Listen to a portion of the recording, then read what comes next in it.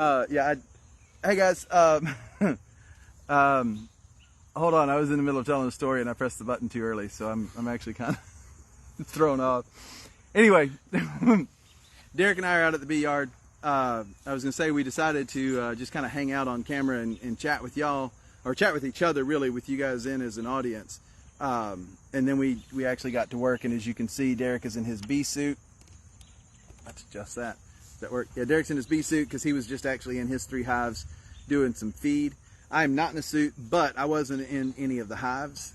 For myself, I actually came in and did some cleanup. We've got some supplies that we've had hanging out, and it's time to get those cleaned up. So I was loading the truck while he was working the bees. Anyway, so we're out here. Derek has been keeping bees. It's a little over a year now, or right out? Started in March actually, so we're still months in. Yeah. Started in. I thought you were a year in. No, this is my first year. Like. Oh man, I feel bad. I would have been so much gentler on you. I got it, man. Piece of cake. Watch the video, right? Yeah, that's right. It takes more than the video. Don't listen to that. He watched the video. He's a beekeeper now. Yeah. Right. Okay, so March. That does make a lot more sense. Okay, so he's been at it since March. You reached out on Facebook. What, April then? May? Yeah. Well, yeah. It was June, toward mid-June, mid to late June. Yeah, they were starting to get. I was getting a lot of bees in the hive. Come then. How many hives did you have by then? I started with 2, but at that point I had done a split when I reached out to you guys. Yeah, and put the PSA out on Facebook there. Okay. And I actually did have a few guys that had kind of reached out to me, but most of them were kind of further away than I thought I was going to have a hard time still getting out to work the bees. And when your dad said, "I think we're pretty close," I was like, "Well, let's see what's up." And then not even 5 minutes. No, not even 5 minutes, and then it ended up being who it was, and then the full circle back to being the mom being the teacher and all that. It was just kind of it worked out perfect. My mom's last year of teaching at Brooks Elementary over in Bullitt County was your fifth grade year. Yes, correct. And then that's when we moved to Georgia. I'm a few years older than him, and so I was already up in high school by then. But anyway, so yeah, full circle. We've got some history together. We've done some shared memories. That's actually kind of cool. Okay, so you started in March. What got you interested in beekeeping? So real quick before we go any further, I thought that I was talking to you're going to be talking to a beekeeper with about a year's experience. So now that you've been in it for a year, what some questions for a year-old beekeeper. Turns out he's a few months into this, so this is even better than I anticipated, because you already could answer the "what would you do different" question. Like you could. We're not going to yet, because I'm going to get to that. I'm going to ask him that question. What would you do different if you had it to do over again? But first, what got you into raising honeybees? I would love to say it was bees #1, but it actually was the honey. I really was trying to get away from using as much processed sugar and stuff, and trying to get to something with a little more substance to it, right? As a sweetener, and away from all the processed. I've been trying to get away from processed foods and stuff, and local honey, if anybody's found out, it's so much better. And it's gold. It's $11 a pound, and I was going through a bottle every in less than a month, a 2-pound bottle. So yeah. So your cheap ass basically decided, I'm tired of spending all of my money on honey. And you thought that beekeeping would be the cheaper approach. It come out. I don't think it worked out that way. But also, I was kind of my great grandfather did bees. And, I had hives. So it's kind of in the. And I've kind of always been kind of interested in it. It's kind of in the blood. Now, did you and your great grandfather have a relationship? Like, was he around when you were? For a few years. Okay. Yeah, I was lucky enough to spend some time. Not many. I was still young. That's kind of hard. And I still remember the beehives, of course, were out there for years after he passed. So of course there wasn't any bees in them, but it was always neat to go over there and see them, and you can see your great grandpa kind of vision working them and what it'd be like to work them if it had bees in them. So I've always been kind of interested. Okay. So. Well, but I mean, heck, anybody watching, if you've had honey, you know that honey that's a great motivator. If you're going to get into bees, that honey's a good reason. And I've got a lot of stuff planted in the backyard as far as fruit trees. You have a nice garden back there. And different berries and stuff. Mm-hmm. And what I don't see very often in the spring, early spring at my house, is honeybees. So Before now, yeah. Before I put bees out there, and then this year was like a total 180 as far as how much. What was your crop like? Like we had the most.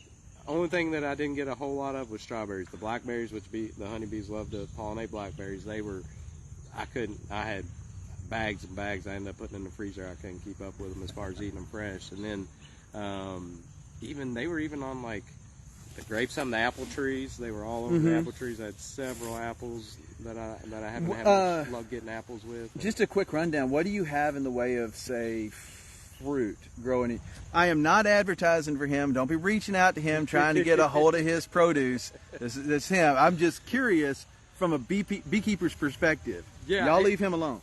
In under an acre of urban, like little urban lot, I've got apple trees, pear tree, several, probably 15 blueberry bushes, a few runs of grapes, blackberries, strawberries, and raspberries. Your grape runs, it's not like you're in an orchard or something. They just go on for hundreds of feet. I mean, they're really kind of short. Yeah, it's about 20-foot long sections. Yeah, and I had to get them with a wheelbarrow last year. Yes, this year we had that freeze. So you're pulling grapes and you're having to carry them back to the house in a wheelbarrow. Yeah, we'd already made 20 jars of jelly and ended up making 20 bottles of wine afterwards because I had so many grapes. Yeah. Wow. So, yeah, the grapes, but they're self-pollinating, so there you go. Yeah. Now, did you see the bees on them at all? Because I honestly don't know. I have seen a little bit of activity, and even the neighbor come out and seen it. Now, what I thought was grapes in the back is actually, what is the name of it? I'm on the spot. I'm not going to remember the name of the vine. But it looks like a grape, and it's not scuppernong. I don't, because they're very similar. Okay. As far as the vine it looks structure. Like the wild grape. It looks like a wild grapevine, and the bees. It was all over that back tree, and that vine was buzzing at the when it was in bloom, and it had the tiniest little flowers. You wouldn't think there would be anything. Not a whole lot of pollen or nectar or something, but something attracts them. I think it may have been pollen. I don't think when I looked them up, it said it didn't have much nectar, but the pollen, But the bees had it raining back there. But I have several things planted for the bees and wildlife there in my little area. Well, and that's something to consider as well, guys. Bees aren't going to every flower because it's a source of nectar, and they're not going to every flower because it's necessarily a source of pollen. Sometimes, for instance, the pollen transfer or basically the fertilization from one plant to the other, pollinating those plants. That's actually kind of a happy accident as far as the bees are concerned. They landed on that flower. She landed on that flower for the nectar. The pollen got on her body.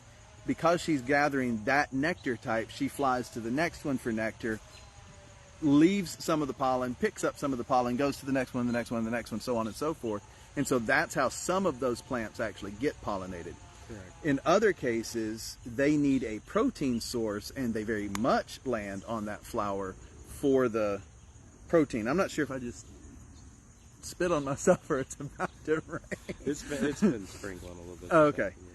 Okay, so what I did find out that was odd this year, and it's funny now that I've got bees, I paid a lot more attention to a lot more things than I did. It's crazy how that happened. In previous years, even like talking to the guy down the road, the honey guy that I used to buy my honey from, Bob White. He would talk about different trees in bloom, and it was funny how I started paying attention to different things blooming, but also what I noticed this year is it seemed like different bees prefer different flowers, like as far as the wood bees and bumblebees and stuff. Now they do prefer some of the same, but then there's certain flowers I would just see nothing but the little bumblebees on, or the bumblebees on, and maybe one or two honeybees. But then you look down at the clover, and it would just be covered in bees at the same time in the honeybees. So it was, which is funny because I've seen wasps on clover. Yes, and every once in a while I've even noticed them down there. Yeah, wasps and yellow jackets, that sort of thing. Bumblebees. Clover is broadly attractant to different pollinators. Yeah. But personally, I would never have thought about a wasp as being a pollinator. Right, correct. You know? But, yeah. But and flies, even flies. I know, as much as we hate to say it, I've noticed flies pollinate. Yeah, they're out there. The pawpaw trees, or I guess I said that right, here in Kentucky, apparently that's what pollinate them, so unfortunately. Apparently the fruit's good afterwards. So. It is what it is. Keep killing the flies. It's fine. Right, There are plenty of them. Yeah, there are plenty. Okay, so no worry there. You started in March. Yes. It is now the beginning of August. I could answer this 1,000 different ways. What would you do differently? What would I do differently? Go all the way back to the beginning. What would you do differently as a beekeeper, new beekeeper? Or even before you became a beekeeper? I maybe would have got the mentor earlier involved. Yeah. And maybe even looked into having more room for bees, and because bees multiply, they grow, and you can either keep adding boxes or adding hives or something. So what? And I fed my bees strong in the beginning, because I've got them. I actually got them before the nectar flow even started back, because it was cold a couple nights. I was worried about them getting too cold in there with just a couple packages, and we're getting down in the 30s. Mm-hmm. So I fed them strong. I put them in direct sun, which, I mean, they got out early in the morning and stayed out late, and even when it was cool. So I can't really remember the alignment, because right now we've got them facing every which direction. But one of the master beekeepers at this conference that we were just at this last weekend, he stated that every single one of his beehives are aligned with the entrance facing east. Okay. That early morning sun goes straight in, and that's exactly right. The sunlight lets them know it's time to get to work. Yes, it is. Which is, I think, pretty dang smart. Mm-hmm. We've also got our bees in the shade. Now we just put in all of our hives yesterday. Derek was here to help out with that. We did a DFM treatment. So that's the powdered stuff that you've seen us add.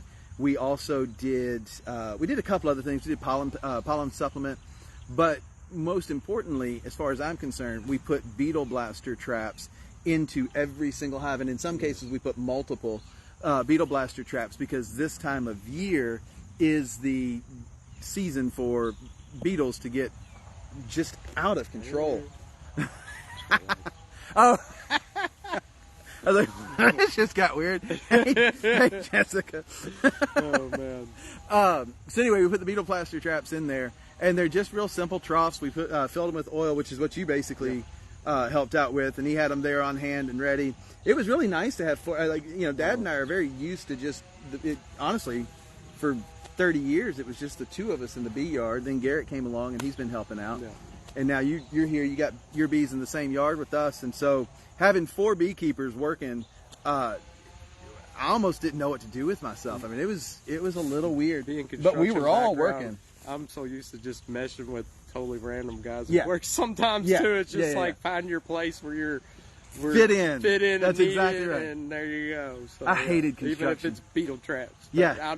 I'll be on beetle trap fill-up duty. I hated construction, but that was the rule all the time. Fit in. Go be useful. Yeah, look busy. Look busy. I was always good at looking busy. You know, but that's funny, because I remember getting that too. Look busy, look busy, look busy. And that was in construction, so I'm in my 20s or whatever.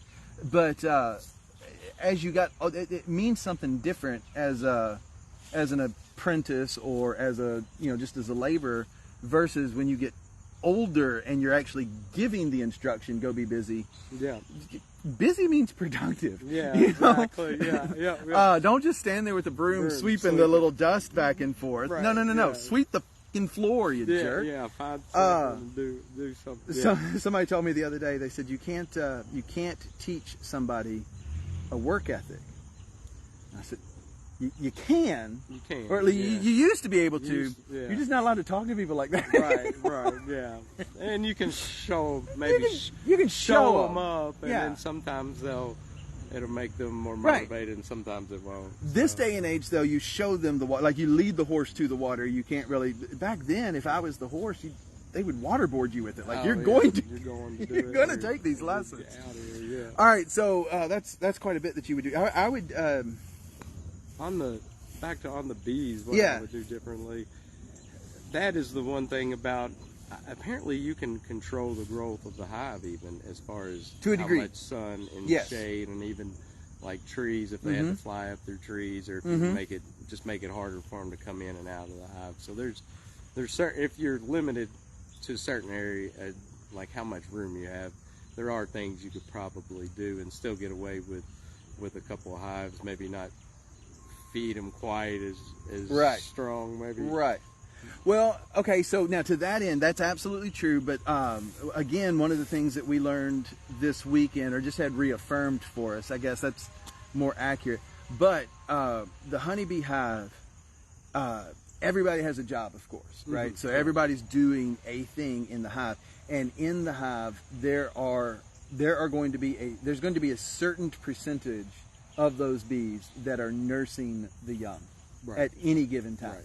There's going to be a certain percentage of, like the remaining balance, the ones that aren't needed to nurse, those are going to be your foragers. So the larger the hive, then, the smaller the percentage of bees needed for the young. Right. Because, I mean, you're only going to have so much young inside the hive. So that percentage is going to be the same number of bees, but it's a smaller percentage, right? Right. Which means that you then now have that many more foragers out. And that's where your honey crop is going to, come from. So yeah, you can limit their space, but then you're probably losing. Now, if you're limiting their space, you're either not aware or you're not concerned with it. Either way is fine, but you're going to be losing bees to, say, swarming. Right.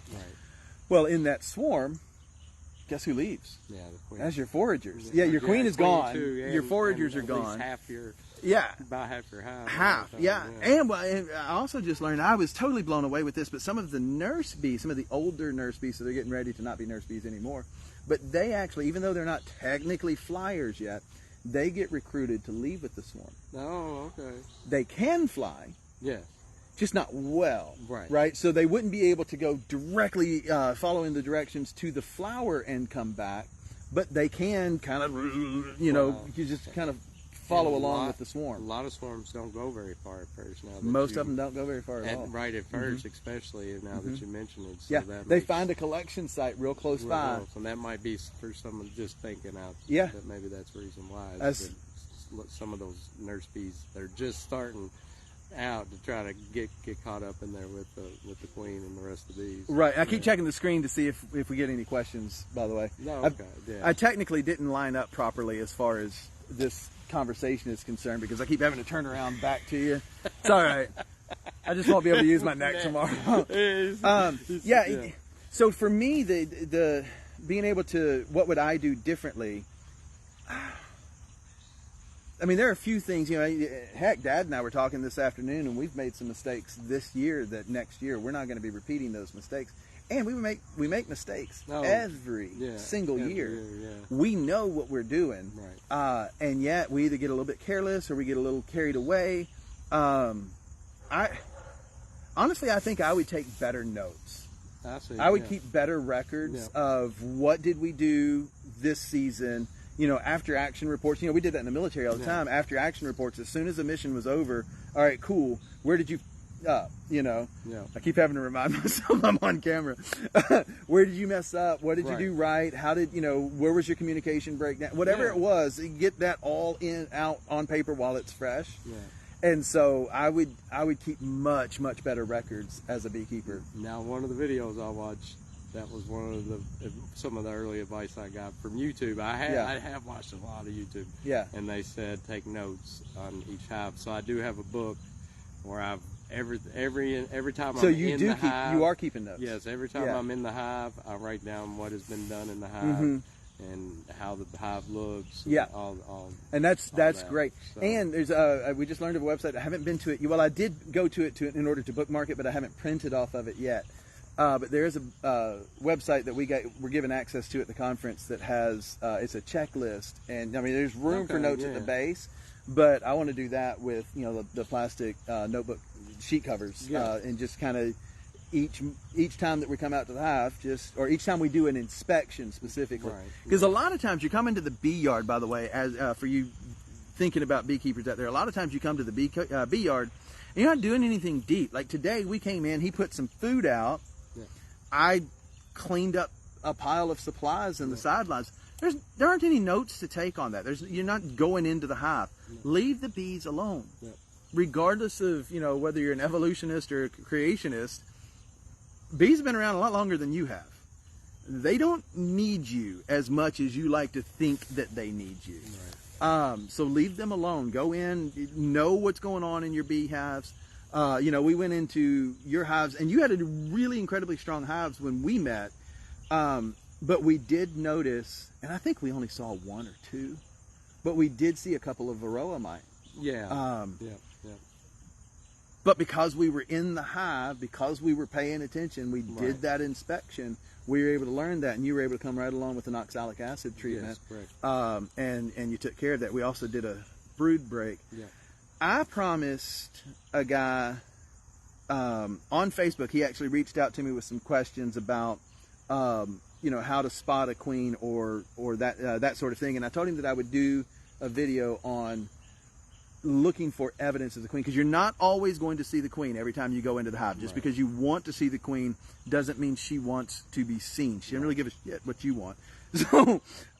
So as a new beekeeper, who, by the way, again, I thought you had 12 more months experience than you did, but that speaks. Learn fast. One of the pieces of advice that I'm always giving you guys, if you are looking into getting into beekeeping, is get online, go to YouTube. You can watch my videos. There are other beekeepers out there. Hours of information. Yeah, Troy. Oh, Troy, I apologize. Your last name just skipped my mind. But I've done a couple of posts on my Facebook page from his YouTube. He's another local beekeeper over in Taylorsville, I think. And anyway, there's beekeepers abound on YouTube. So go to YouTube, and they're doing the same thing I'm doing. They're taking you into the beehive so that you can see what's going on. They're doing stuff like this where they're discussing with other beekeepers how to be a beekeeper. It's a great way for you to find a pseudo mentorship through YouTube, Facebook, social medias, that sort of thing. Yeah, there's live chats, there's question Q&As, Exactly. Q&As, all kinds of stuff. And you got to take the good with the bad too. There's Yeah, good and yeah, bad yeah. information, but if you watch enough of it, you can find what works for you, I feel like. Exactly. Well, but that being said, you went to YouTube, you were watching a bunch of those videos. How many books were you reading? How much were you reading? I didn't read as many books as I watched videos. Also, the information's right there. Yeah, and it's far more interactive. And I watched a lot of the guys that run big, Yeah. they've been doing bees for 45 years or so, except for a couple, like the younger guys, like Cameron Reynolds and stuff. He's still been doing bees for like 20 years. Bees. I know, and I watch him. every I'm like, bit that of 20 fool. years. He's out there, Yeah. snow on the ground. He's in a short sleeve shirt. The guy that I get the packages from, he does oxalic acid treatment all winter. Every 2 to 3 months he'll do an oxalic acid treatment, even in like February. Right. Yeah. Antonio asks if I've thought about a YouTube channel about beekeeping. Actually, Antonio, I have one. It is called Hunsucker. No, it's not. Hold on. Buzz. My email address is Hunsucker Bees. The YouTube channel is Buzzin' Blossoms Bee Farm. I'll post a link in the comments as soon as we are done with this. But I do have a YouTube channel, and I would encourage all of you within earshot of this video right now to go to my YouTube channel and give me a subscribe and hit the bell. Anytime I post new content, you'll get a notification. But yeah, Antonio, I actually do have a YouTube channel. This Facebook Live is actually going to go, I'll pull it off onto my computer, and I'm going to put it up onto my YouTube channel, in fact. So yeah, I do. I have one. So that's a good idea, Antonio. I'm going to look into that, man. And another thing to do differently. Yeah. Equipment. Yeah. Good amount of equipment. Like Yeah. mediums, deep. Yes. And it's good to start with the 2 hives. Just but it's good to have be more thinking equipment about than what you you're need. Yes. Yeah. And so this year I had, which the way I worked it, I could have pulled them off, but the way I did it, I ended up with 5 mediums on the 1 hive and 2 deeps. and off of 2 packages by June. Yeah, by mid-June they had built up. They had drawn that all out, all the way up. I had to get a step stool to get up on the top of it. And now, I mean, yes. Now that was the one hive that did superb. Now the 10, it did well, but it didn't quite perform as good. But you also had more space. You're talking about the 8 frame. You got stacked really high. High, yes. Yeah. And the 10, they did go pretty well, but they didn't. But they also had 2 more frames to fill, and then by the second they had 4 frames to fill, and then they had 6 frames. You know, so it added. It adds up. It adds up. So they weren't too. At first, I thought they were further behind, but they weren't that far behind. No, they just had more space. Yeah, they just had. And space. that doesn't count the food and brood chamber that you have down below. And they had a setback because I used spray-on plastic wax, where it was just sprayed on off Amazon frames, and if you get plastic frames and you haven't paid to have the extra wax put on them, make sure it melts some beeswax. Make sure it doesn't have any chemicals or anything in it. And don't just go melting candles. Don't do that. And get some actual beeswax, and you can. How do you apply that? Because we don't use plastic frames. I used a roller and a paintbrush, but I kind of like the brush better in the end. I've seen professionals that they just use a big roller now, to do it. But if you weren't extra, how would a beekeeper who's not extra do it? If both of them are pretty quick. Both of them are I thought both of them are about on the speed. Both of them are about the same. I could just get a better apply. I could apply like that top edge to where it would connect to the wooden frame. I could get a good coat up there and a little with edge the brush to where now, I couldn't with the brush. One of the and apparently you can put them on too thick too. Yeah, well, see, and that's the thing. One of the hey Raven, one of the things that I would think with the plastic foundation, and again, this is coming from a complete and total place of ignorance. I do not use plastic frames unless they happened in a transition from one beekeeper to us. Right. But in painting the wax on or placing the wax on there, rolling the wax out, I would think that the melted wax would get down into the cell. It does. It does a little bit, yeah, to some extent. But I believe it did make a world of difference. And I found out that, of course, you don't want to put it on too thick, but the thicker I put it on, the quicker they seem to draw the frame out. Actually, right? Yeah, the way it seemed to work for me, like they did well with it. Yeah, and they're pretty thick. And then I found like Premier Foundation, another one came and put it on a plug on his thing. I looked online for them, and they have 3 prices for 3 layers of wax on their frame, so they can coat them, and each layer of wax, each one goes up. Okay. So I was like, all right. So you can get them pretty thick, and that was a huge. The comb they were drawn out on there in the beginning was just splotchy and was all over the place. Yeah. So I set that one behind by scraping that off, rushing the gun, and stayed up late waxing plastic. So and then put them back in. But I could build the plastic frames faster than I could the true wax frames. Oh hell yeah! Work to it. Oh my gosh! Yeah. That's why I have a mix. I have both. But and there is nothing more frustrating. There's nothing more frustrating. Antonio, I've seen your comment, and I'm about to comment to you.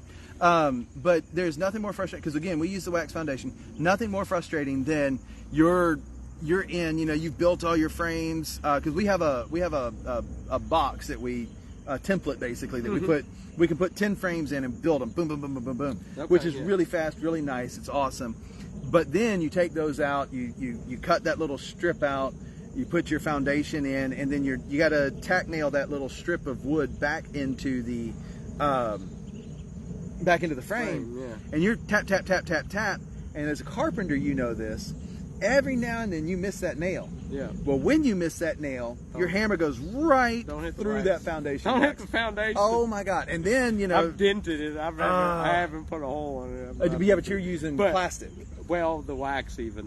Oh, you have used wax sheet. I've dented, and I tried one with the metal, making my own with the metal, and I stuck even like a lawnmower battery. I didn't even use a true car battery to do it. And the first time it didn't do anything.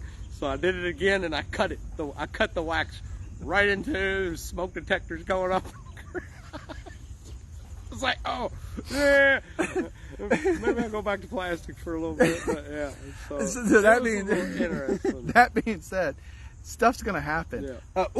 if you have time, that was a yellow jacket. Was it? Yeah. I've been watching them fly around my feet. I spilled some syrup on me, and so they're really interested in me. But yeah, so as I reached up to scratch an itch, I caught her in my thumb and forefinger like I'm Mr. Miyagi. Man, there are a bunch of them. But then I thought, oh, I'm about to get stung. Anyway, all right. So Antonio says maybe you can come up with a cool. He can come up with a cool cinematic video for my page. Tons of gear to make that happen. I'll think of a cool concept. I am interested in beekeeping, which we've talked briefly before. Antonio, we absolutely have.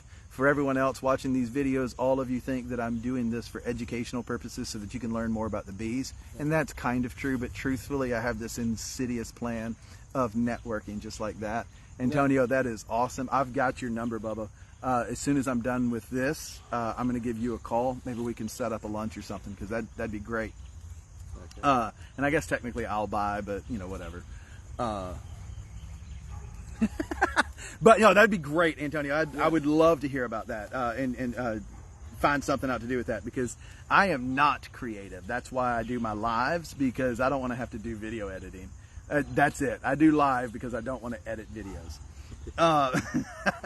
Okay, so we talked about what would you do different. All right, so you've been at it for a few months. You've been out to the bee yard with us.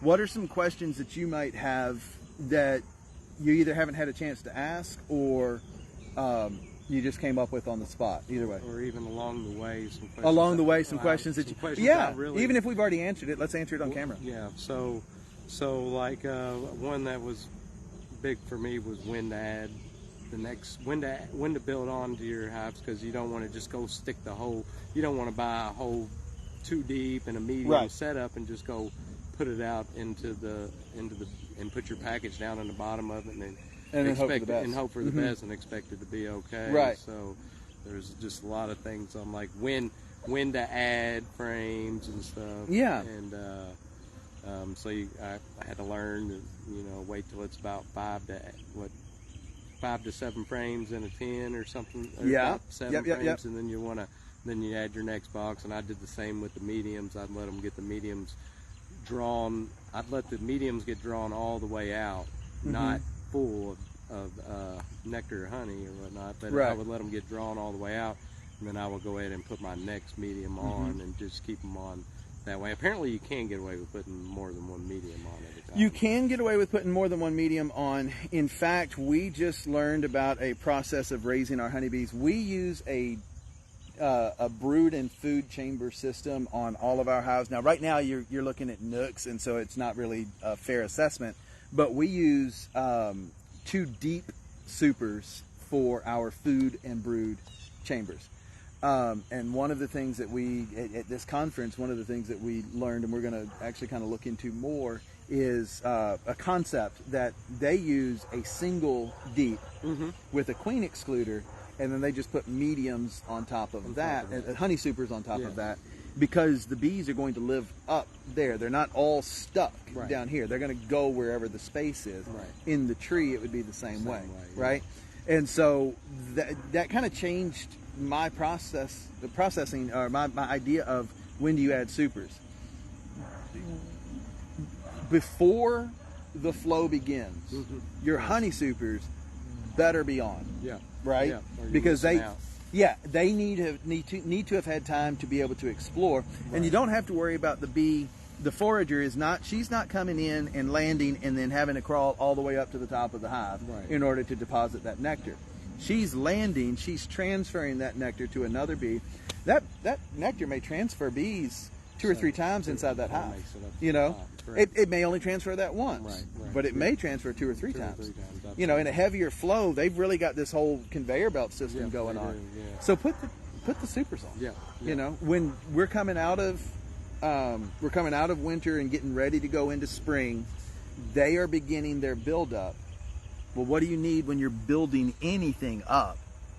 You need space. So give them that space. And the way I take it, especially, or at least here in Kentucky, the pests, as far as things that get in and mess with your hives, beetles, moths, they're not as bad early, like before, at like the beginning of the flow would come in as in like July. Well, you saw with the beetles, they're coming in at the end of the season. Yeah, and they are coming in thick.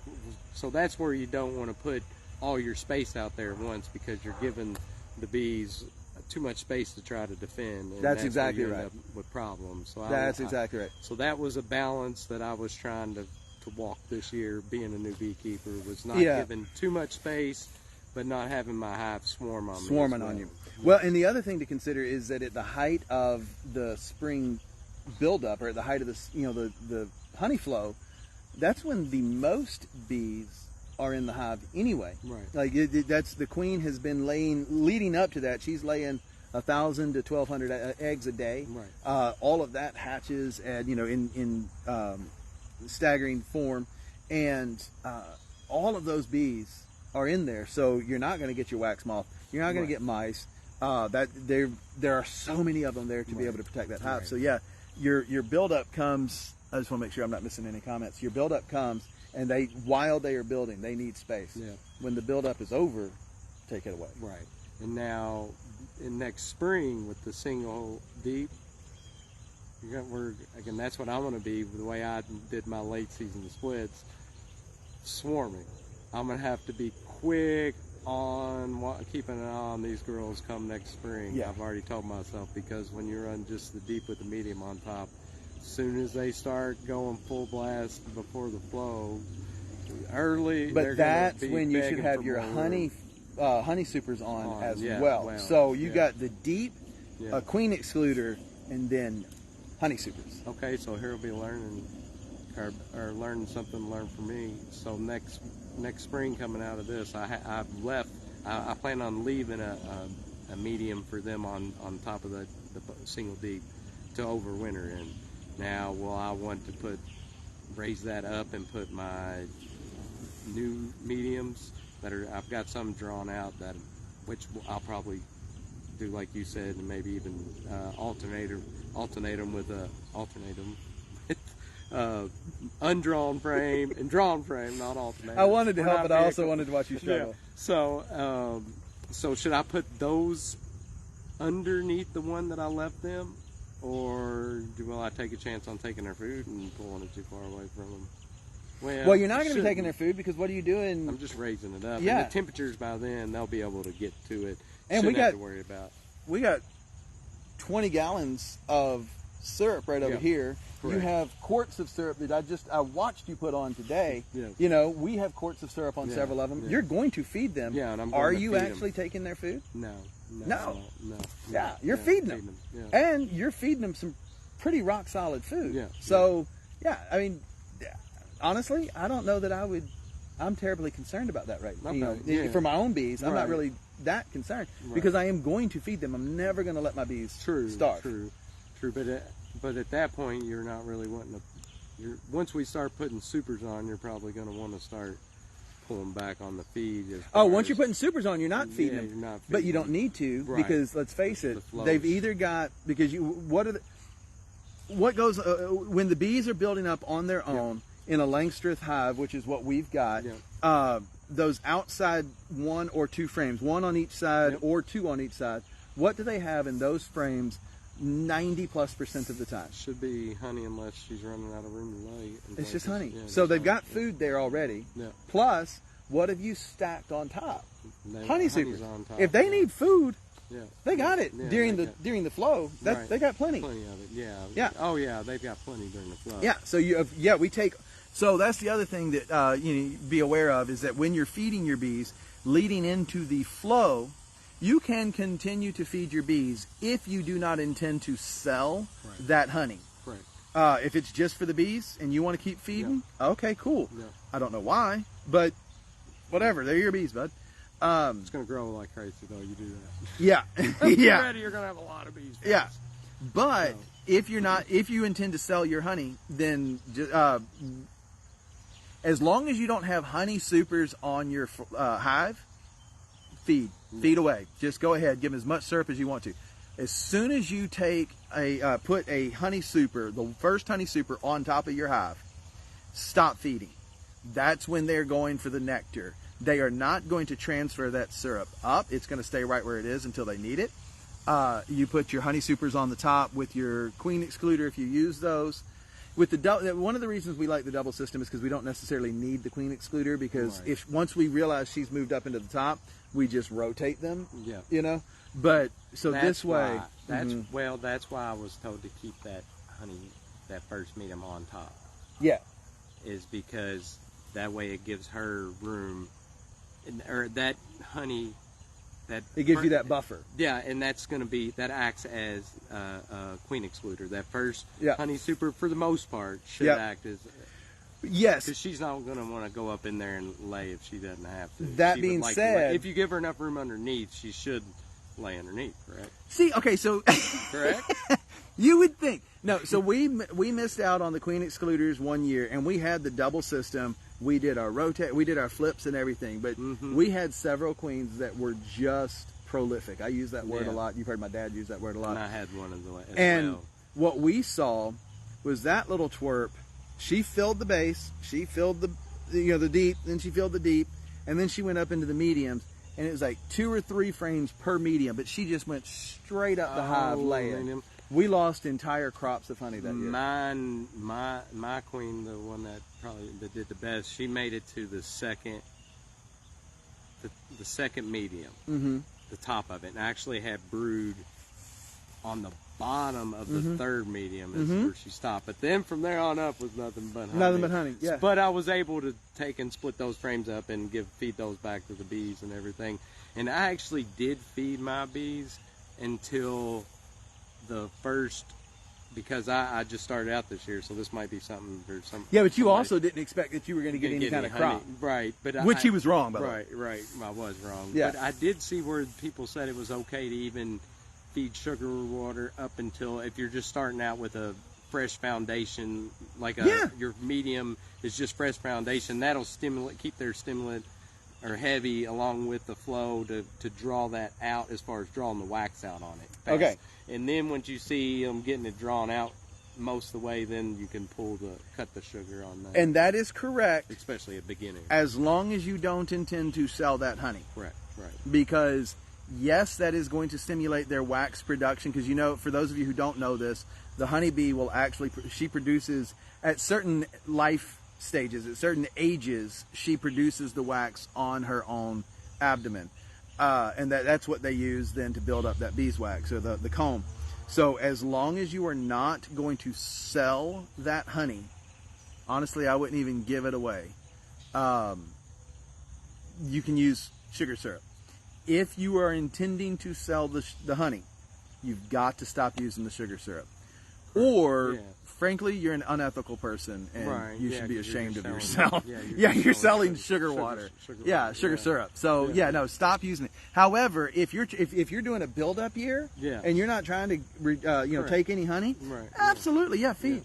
Even during the nectar flow. Blah, blah, blah, blah, blah, blah, blah, blah. Yeah, you can. Although I did get scolded for doing that by the guy down the road a little bit, which I don't know.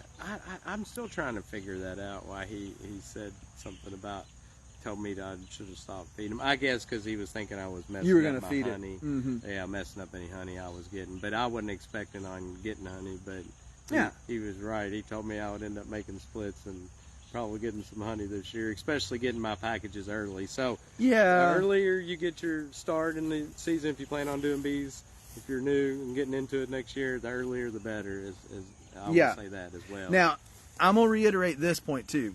If you are thinking about getting into bees, and you haven't done any reading, you haven't done any kind of YouTube research, because again, going on YouTube turns you into a pretty fine beekeeper. There's a lot. And you just need, there's a lot to learn. Right, but all we're really doing is sanding off the rough edges. You learned quite a bit.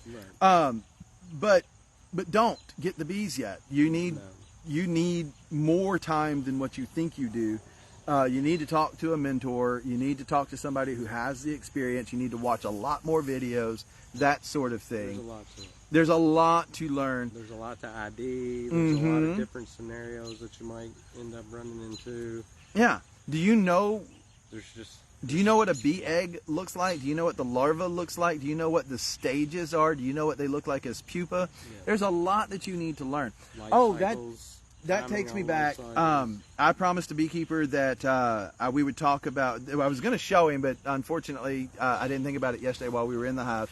So now that I've got this brand spanking new beekeeper with me, I'm going to ask you. Okay, so here's the scenario. You need to confirm that there is a queen in the hive. Okay. You don't necessarily know that you're going to see the queen. Eyes on the queen is always best, but it's not always possible. So all you need to do, you're going into the hive for one sole purpose. She's been in there for 3 or 4 days potentially. What do you look for if you can't see the queen? What tells you that the queen is there? Well, I'm extra. Is she mated? Huh? Is she a mated queen? She is. Oh, yes, mated queen. In fact, this I'm going to make it easier. This is a swarm queen. Okay. So she's approximately a year old. She's definitely mated. Okay, what are you looking for? Eggs. That's it, yeah, right? If she's only been in there 4 days, you're looking for just eggs. Just That's egg. all you would see. Just egg. And they're tiny, so get some good sun. Yeah. Shady days, cloudy days. Especially if it's new wax that you're dealing with, yes. New comb. It's going to be a really light colored comb. Well, so are the eggs. The eggs are white. White, yeah. Yeah, And so it's really hard to see. And so you're going to want to step out into the sunlight. It's a great point. Yeah. And then you're going to look real closely down in almost in the center of the cell. You're going to see just this tiny little stick-looking egg. All right, that's the egg. Yep. Now, if the egg has kind of got a curve to it and it's laid over in the bottom of the cell, there's nothing wrong with that. That girl is getting ready to hatch. You're about to have larvae.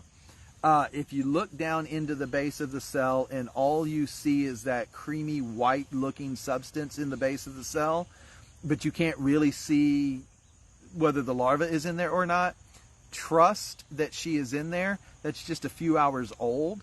And she's actually swimming in that royal jelly down there. So you're fine. But you're looking for just a white little stick kind of off center in the base of your cell. Those are eggs. Right. If you're seeing one per cell, you have a good queen and she's laying. Right. If you have 2, sometimes 3 per cell, you probably have a young, newly mated queen, and she's still learning the control over that system of hers. That's fine. Give her a little bit of time. The other bees will come along. They'll remove those extra eggs, that sort of thing. Give her a couple of months, actually. They'll regulate that themselves. They're used to that. If you see a bunch of really thin kind of stringy eggs down in the base of that cell, then actually what you've got is a worker who has taken, or several, because that happens, worker or workers that have taken over the role of queen because they have been queenless and eggless and larvaless for so long that the workers have designated themselves as the new queens. So they are laying eggs in an attempt to make up for that. I'm doing the John, you can't see me. She can totally see me. But they are trying to take over that role.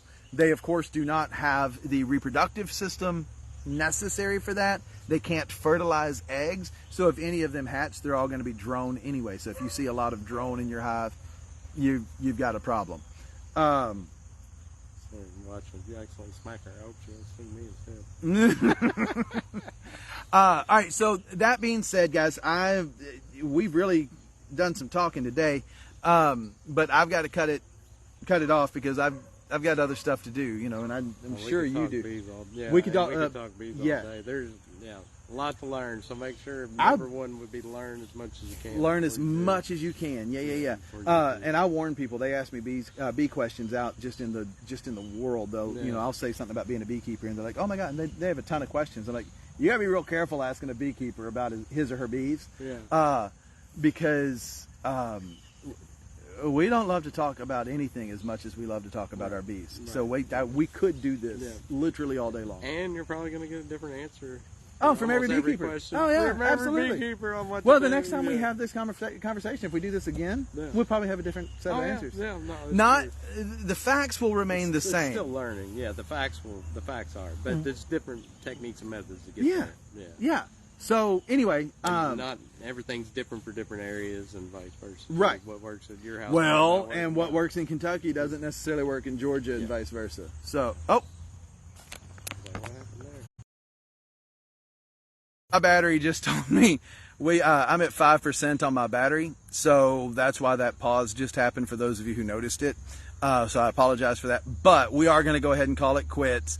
Thank you guys so much for joining us. Again, I do have a YouTube page. It is Buzzin' Blossoms Bee Farm on YouTube. You can find it that way. I'm going to post a link.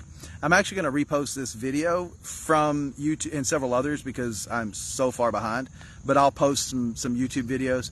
Antonio, again, thanks for the ideas, buddy. I'm gonna be giving you a call in just a bit. Okay? Yeah, y'all check me out. All right, on YouTube, subscribe and all that kind of stuff. Bye.